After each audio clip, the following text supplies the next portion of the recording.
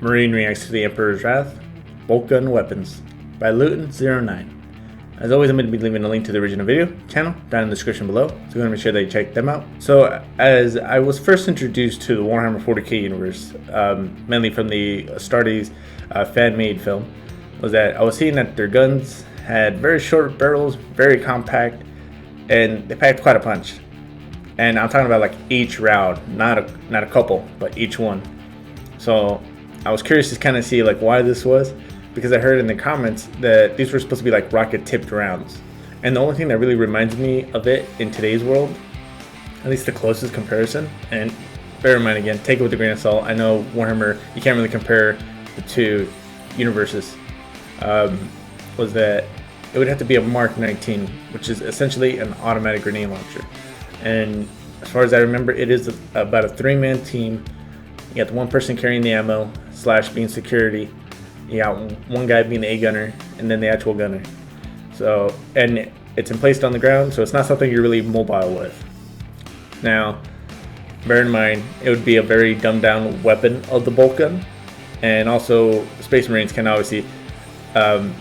I feel like even Space Marines would be able to carry a Mark 19 and literally start shooting because, you know, gene seed and extra strength, speed, stamina, all that good noise. So I'm excited to see like the actual mechanics of this gun. We see the weights, the size of the barrel, the length, the rates of fire, you know, sustained, cyclic. I forgot the other one.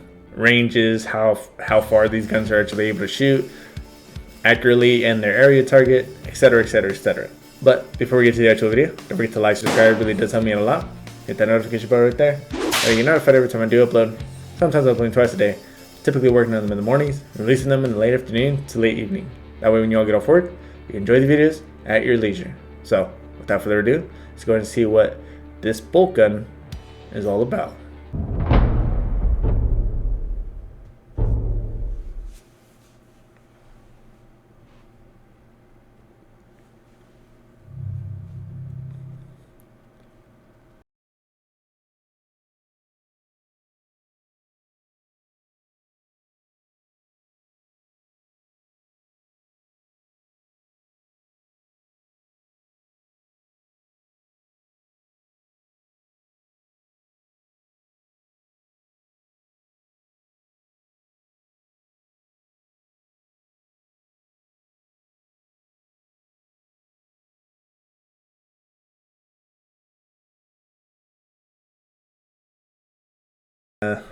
Bolt gun specifically, but obviously it says bolt weapons as well. So there's going to be a variety of weapons.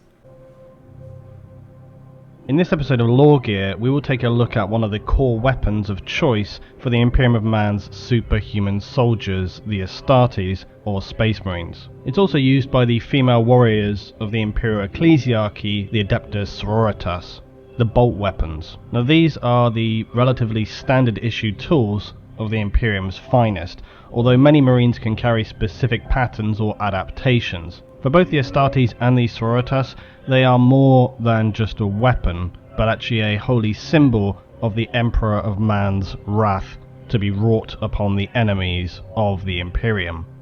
Bolters to many Astartes are divine weapons. They signify mankind's total supremacy over the filthy Xenos that they must continually crush and eradicate. Because of their status as weapons in the Imperium, any ordinary human who were to be found in possession of even a single Astartes bolt round, let alone a weapon itself, would expect to suffer severe punishment. Bolt weapons come in a large quantity of variations and patterns, and can also be scaled down to a pistol or scaled up as a heavy weapon. It may also be combined with other weapons to create dual platforms of, say, bolter and flamer or bolter and melter. And there are also other iterations such as the Storm Bolter, often used by Space Marines wearing sacred Terminator armor. There are other variants which are even found on Titans or super heavy tanks like the devastating Vulcan Megabolter. Standard bolt guns fire a self-propelling explosive bolt which will ignite as it leaves the weapon and is then designed to penetrate and detonate, essentially blowing its target apart from the inside out. It's a common misunderstanding to confuse these weapons with the more crude early history projectile weapons, as they look and operated similarly, but the size of the rounds and the devastating power of them far exceeds comparatively crude weapons of prehistory. A standard bolt gun magazine can contain 20 or 30 rounds, and the weapons operate with a semi-automatic or 3-round burst operation. Bolt guns will make a... I thought it was honestly always automatic, but they just always fired in a semi-type fashion, just because obviously you're going to conserve your ammo and you're going to be a lot more accurate than if you actually shoot full auto, especially when you take that away from, like, say, Call of Duty, for example. Everyone's going auto, and then you try that in real life, man. I tried it with the IAR, and not only do the rounds like go out in like 2 or 3 seconds, it's insanely harder to actually control, especially if you're standing. Now, your best bet is to probably shoot from the prone, but even then, your aim is probably going to be most likely off. So I found that pretty interesting. So a literal roar when fired, and their sound is deafening.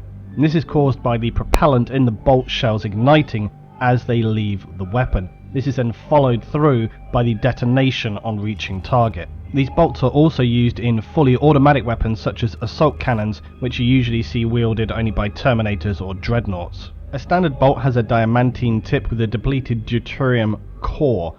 Diamantine is a composite ceramic material used by the Imperium to fabricate weapons, ammunition, even armor. And diamantine is taken to meaning resembling a diamond's molecular structure. Also, I did see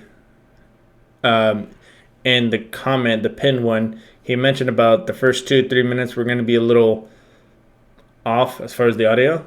So I was kind of wondering if that was a part of the video or if it was what was going on. Because Luetin, from when I saw his other video, he had a pretty clear, clean voice, especially mic-wise.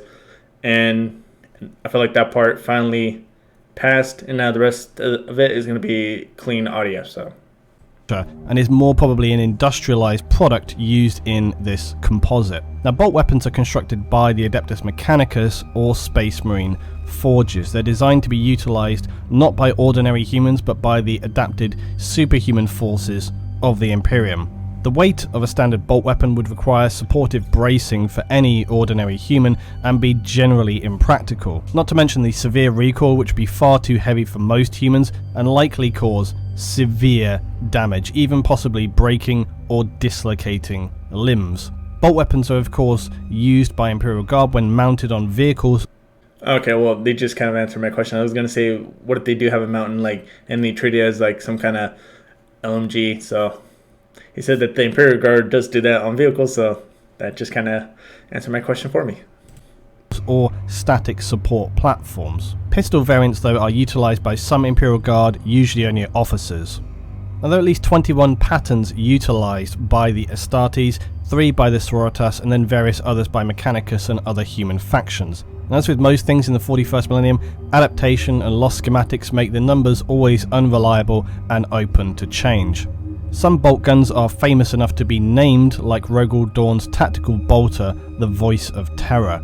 Dawn, the Imperial Fist's Primarch, had this presented to him by the Adeptus Custodes, honouring him on his appointment as Praetorian of Terror. Others, such as the Executioner's Voice, are ancient relics, and this Artificer bolt gun was created before the Horus Heresy, wielded by a Dark Angel's Librarian.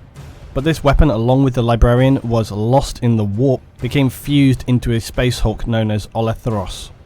It would later be discovered by a team of the Adeptus Mechanicus, but then lost again as their ship would become also fused into this Space Hulk. It would finally be retrieved by the Dark Angels Astartes when they would then discover this ancient relic weapon, along also with its STC pattern.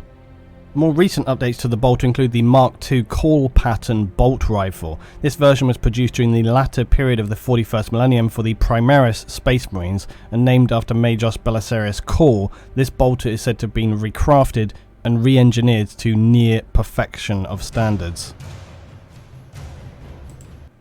Near perfection of standards as far as the accuracy, the reliability. This might be far-fetching it quite a bit, coming from today's world type mindset, was that how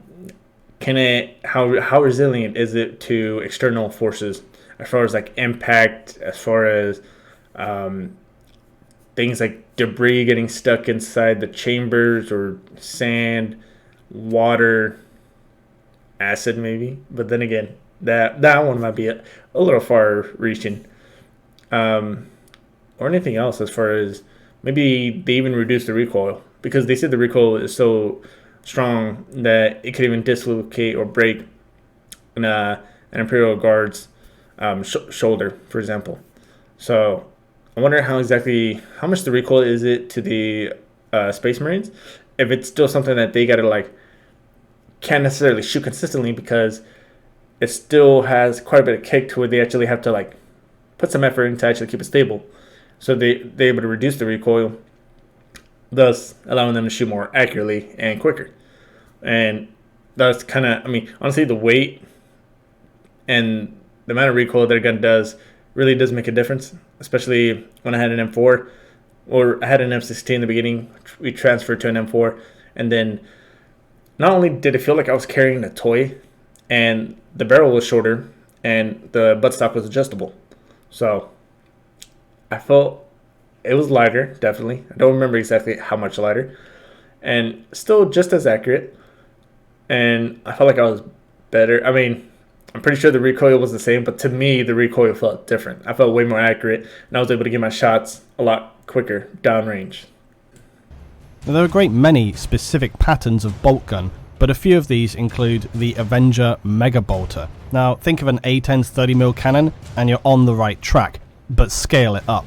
The Avenger Megabolter is a devastating rapid-fire weapon and is mounted on strike aircraft and Space Marine fire Raptors. A smaller single version of the Vulcan Megabolter, this 5-barreled electronically fired rotary weapon can devastate ground and air targets with ease. The Heavy Bolter is a much heavier variation of a bolt gun. It's essentially a support weapon, and it uses a much higher caliber of round. It features a high fire rate as well, and minimal maintenance requirements. It can operate as a static weapon for Imperial Guard mounted on tanks and armour, but it's also carried by Space Marine Devastator units. Standard bolters still use a firing pin mechanism, but the Heavy Bolter uses an electronic pulse to maintain high rates of automatic fire. Space Marines and even Sororitas can brace wield a Heavy Bolter and fire from the hip, when using also an ammo feed backpack. The weapon is then aimed via a HUD and integrated laser pointer system. The Godwin pattern bolter remains the current most common pattern for Imperial Space Marines. Real quick on that previous one, so essentially, I mean, I guess a close comparison could be like, say, whenever you see a minigun, right, and you see it in the video games that they got one, you got that belt fed, coming all the way back to this little backpack type deal. Now, that kind of reminded me of Crow System when I was in Syria, where actually I didn't get tested out on it necessarily, but it was essentially, we had a MAT V and we had a Mark 19 or 50 cal. I believe we focused more on the Mark 19, and it essentially has like one of those big backpacks, not necessarily backpacks, more like just the actual ammo cans, and then it's got like that belt fed, and it goes right into there, and it was pretty cool because we got to control it with the little controller. So I don't know, I just thought that was pretty cool. It has a built-in ammo counter, a sickle-shaped magazine carrying 30 rounds and firing a standard 75 caliber bolt and depleted deuterium core. This bolter typically fires in bursts of 4 rounds and has a genetic palm print reader as well. It also has an internal targeter linked to the Marine's helmet for improved accuracy. The Phobos pattern R017 was associated with Mark II Crusade armor. It's the most venerable design of bolter used by the Astartes, and this carried a 70 caliber round, not the more standard 75 used in the modern bolters. Most of the Phobos pattern bolt guns were fabricated on Mars at the beginning of the Imperium. Relic bolt guns are extremely rare and are believed to have been used by the Emperor's warriors during the earliest days of the Imperium, and they bear an eagle's claw and thunderbolt symbols. These are considered holy relics imbued with the literal wrath of the Emperor. Stalker bolters are standard bolt guns but have a longer That was me in the game. Was not very good with that sniper. Barrel and longer range optic. They are essentially more reminiscent of a battle rifle or a marksman weapon. There are then further iterations of the weapons that are more customized for the user or specific unit in its deployment. Storm bolters are double-barreled iterations of standard bolt guns and are much heavier weapons. It's often mounted atop Imperial tanks, also in a turret gunning weapon, and Terminator Marines, because of their limited manual dexterity, usually will carry box magazines with anything like 150 rounds in them. When not being used by a Terminator, the magazine is probably going to be smaller, like a 60 round variation. Its ammunition though remains the same as standard bolt guns, and this weapon fires twin rounds, giving the user between 30 and 75 shots. The Tigris pattern bolter was discovered on Forge World Tigris before the Horus Heresy, and it carries a 60 caliber bolt. The STC design for this weapon has now since been lost, but some Tigris pattern bolt guns continue to exist in the Imperium, and as with any relics unable to be replicated, they are revered by their users. The Vulcan Megabolter is a devastating dual iteration of the Avenger Megabolter. It's twice as nasty for its enemies, and its immense rate of fire makes it a horrific anti-infantry or anti-vehicle weapon. If anything is left alive after the firing stops, the chances are that all that will remain are carbonized fragments of its target. These are usually mounted only upon Titans. In addition to its varying ammunition, bolters have a variety of different magazine types. The standard sickle magazine is what's seen on most bolt guns and is just stock, typically carrying between 20 and 30 rounds. Straight magazines do exist, but they're not so commonly used now and generally hold less ammo, something like 10 to 20 bolts. You might see these on the likes of Stalker bolters or heavy bolt pistols. Drum magazines are less common again and are known to be fairly unreliable. They compensate with a capacity of 40, 60 or 100 bolt rounds, and they're known to jam, which consequently is problematic given the danger of many enemies facing the Imperium. A jam often is going to mean death, but the trade-off is considered acceptable. These are frequently seen on storm bolters used by Terminators.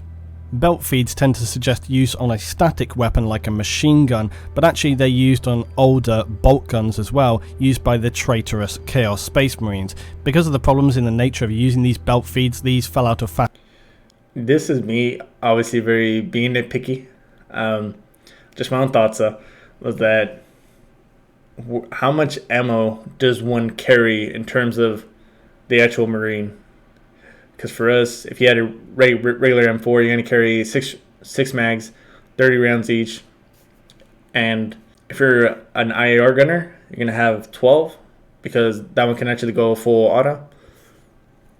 And then depending on the situation, if it's it could happen in training, or if you're going on a mission, we take a lot more mags. We usually have someone be kind of the ammo guy in a sense, like we'll full his assault pack with a bunch of extra magazines. And you would think that we would be able to, I understand that there's only a certain amount of magazines that they can offer us, but you would assume that they would allow us to have our own mags in the military as well, just to add some extra rounds, which typically we didn't ever really want to carry in the first place. But the issue with that was that it doesn't apply to uniformity. So anything that looks different isn't allowed. We all got to be the same. At one point, they even had our SOPs we had to have the magazines all in the same spot, grenade pouches in the same spot. It was ridiculous. And I like the fact that in this universe, everyone kind of has their own form of weapon, really, because there's a bunch of different varieties that they've been mentioning. Obviously, I can't remember them all, but I like the fact that there's at least some diversity. Long ago in the standard Imperial Space Marines and are no longer used. The G+X is a magazine popular with planetary law enforcement or hive gangs. It basically takes two magazines which are attached by tape or cloth and essentially into an improvised means of fast reloading. This is not produced by the Imperium for standard issue. It's worth pointing out that some bolters are designed to be used by unaugmented humans, like the lock patterns, which are specifically designed for use like arbites, people who require more stopping power of a weapon because they work in dangerous environments like a hive city. And this is where that kind of ammunition magazine might occur. Many situations have arisen over the centuries that have required specialized ammunition for Imperial bolt weapons. Now, standard bolts, as previously described, are 75 caliber and utilize a depleted deuterium core and a diamantine tip. But there are many other rounds. Anti-phase. Before he goes into anti-phase, whatever he's gonna say, I can't get over that, because he says that there were somewhere 60 caliber, and I think the highest he said was 75 or 70, somewhere, well, at least in between that range. And can you imagine the type that we're using in the military right now? 5.56, and then you got what, like AKs 7.62. The difference, it's hard to even imagine. Basic shells are used by Deathwatch kill teams, specifically in relation to Necrons. They were developed to try and prevent Necrons from phasing out and then returning to their tombs, the goal being to ensure that when they kill a Necron, they stay dead. Bane strike rounds are shells developed secretly by the Alpha Legion during the Great Crusade, and these rounds used by the traitors to the Imperium were designed to specifically breach Space Marine power armor, and were first used at the Drop Site Massacre, where devastating losses would be inflicted to the Iron Hands, Raven Guard and Salamanders. Bloodshard shells are utilized by the Blood Angels in their Angelus bolt guns, and these contain a payload of razor filament, very effective against armor. Dragonfire bolts are used by Stern Guard veteran Marines, and they release a superheated gas that makes enemies using cover essentially worthless. They're designed to inflict maximum damage for each round against targets even in heavy cover. Hellfire rounds were designed to specifically combat Tyranids and fill the core and tip of each round with a mutagenic acid, as well as thousands of needles, which upon firing into a target's flesh will pump the acid into that target. They do have equally an unpleasant effect on all organic targets. Inferno Bolts are also pretty unpleasant. They're designed to inflict immolation on their targets and carbonize them with superheated chemical fire. The standard deuterium core of a bolt round is replaced with an oxyphosphorus gel known as promethium. This is also used in Imperial flamer weapons, and the gel ignites on contact with oxygen. It's similar to napalm in that it sticks to an individual, continuing to burn on its own and often immolate them from the inside out. Kraken Penetrator rounds are heavy-duty armor-piercing rounds, where the deuterium this time is being replaced with a solid adamantine core and a heavy primary charge. Upon impact, the casing will peel and the adamantine needle accelerates into its target, where the larger detonator propels this metal to be especially effective against heavily armoured infantry. Metal Storm frag shells are a cluster ammunition, and they detonate prior to impact on the enemy, spray a storm of shrapnel over the target, usually with horrifically shredding consequences if they're not heavily armoured. This might be used well against, say, orcs. Cycanon Bolt rounds are used by the Ordo Malleus and the Grey Knights and have significant damage properties versus psychic and demonic targets, where normal rounds would do very little damage to these ethereal creatures. Scorpius Bolts were handcrafted by Tech Marines during the Great Crusade and subsequent heresy. They contain a 2-stage warhead with a micro-guidance and needle-like sabot dart, which vaporized when striking an armoured target, thus giving it improved armour penetration. These rounds would have to, though, be hand-loaded before firing, and so are generally pretty impractical. Stalker silence shells are somewhat similar to subsonic rounds and are meant for covert fighting. This is usually combined with a gas cartridge replacing the propellant base for silent firing. Tempest Bolt. Real quick, first of all, that's a lot of different rounds that are being used, but I'm curious though, as far as, does only a certain set of rounds work with only that type of gun, or is that gun interchangeable so long as the magazine fits? So I can't really remember every single bolt right now, but say for the Tempest one, I think he said, and the Scion one, or the one that was designed to go against specifically Space Marines, which was the second one he mentioned. Could you take a magazine from each one and put it just in a regular bolt gun that can actually fit the magazine, and then it could still fire both? Or is every single one designed specifically for that specific set of ammunition? Although I would assume so, because I think it would depend on the caliber as well. Bolts utilize plasma shock generators that emit electromagnetic and thermal radiation when the shell detonates. These Tempest shells are best used against, say, mechanical targets. Vengeance rounds are created using an unstable flux core tech, which makes them extremely hazardous to use, but also extremely effective in penetrating armoured targets, and they were designed specifically to wreak vengeance against traitors to the Imperium, notably the Chaos Space Marines. They're comparable to the Bane strike rounds of the Alpha Legion. But then you also have something called stable flux core bolts, which are similar to these Vengeance rounds. They were discovered in 992 of Millennium 41, and the STC for these designed bolt rounds are capable of melting ceramite, as I say, similar to Vengeance rounds, but without the unstable, dangerous nature of them. The bolt gun has been the standardized armament for the Astartes for as long as the Imperium has existed, but back in the earliest days of the Imperium, they also used another type of weapon known as a Volkite caliver, and these were ancient weapons from the Dark Age of technology, and proved so complex that they were unable to be mass-produced. They were a thermal ray weapon and presented considerable firepower for their size, as well as being easier to handle than modern bolt weapons. Volkite weapons could penetrate thick ceramite with one concentrated beam shot, and it had an obviously devastating effect on organic matter as well. Throughout the Great Crusade and into the period of heresy, these weapons fell out of favour for the more standardised bolt weapons, but some remain in service even though they are exceedingly rare, almost legendary in status. One of the most notable users of Volkite weapons was the Primarch of the traitorous Legion, the Emperor's Children, who used a master-crafted Volkite charger, which was named Firebrand. The bolt gun, despite its standardized nature... Alright, so the reason why I paused the video is that this mic is very sensitive, and it picks up a lot of background noises. And I don't know if you can hear it on the mic. I hope it doesn't come out. There's some noisy person in their car outside right now in the parking lot, and he's been there already like 10-15 minutes. I don't even think he's moved. But the video is almost over, so I'm going to just keep going. If you hear any background noise as a car, just know that that's him.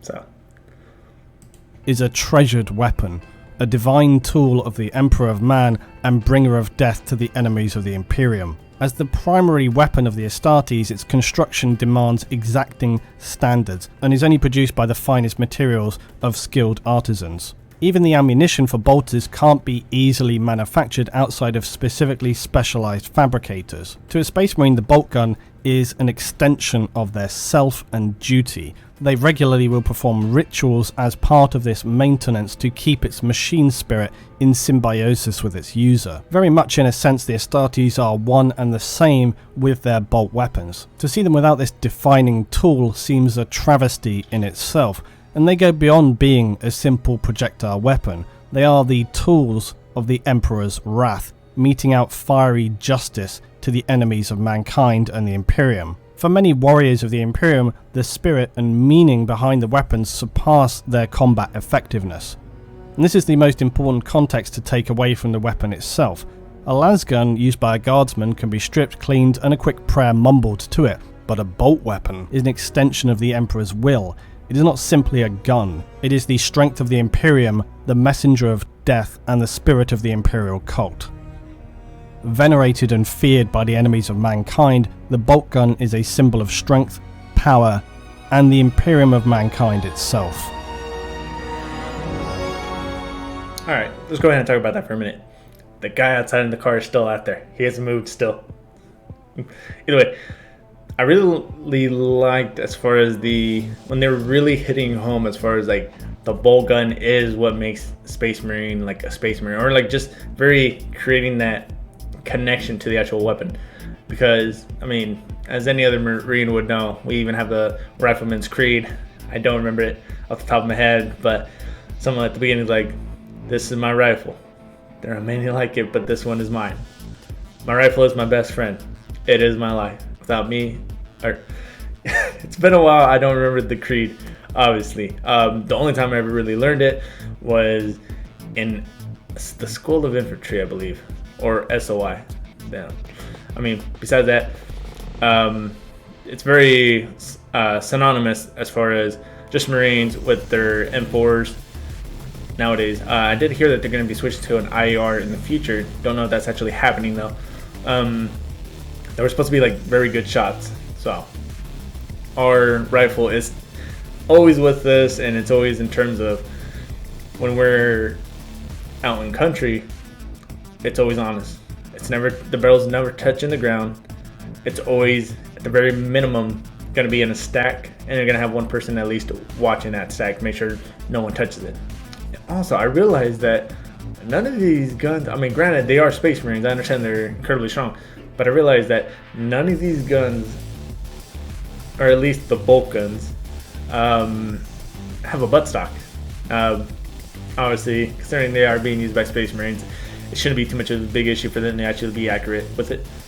I also did kind of have a feeling that there was going to be different types of rounds, considering that there's a lot of different races, especially against Psychers, that there would be some kind of round for that. Although I didn't know the very detailed specifics.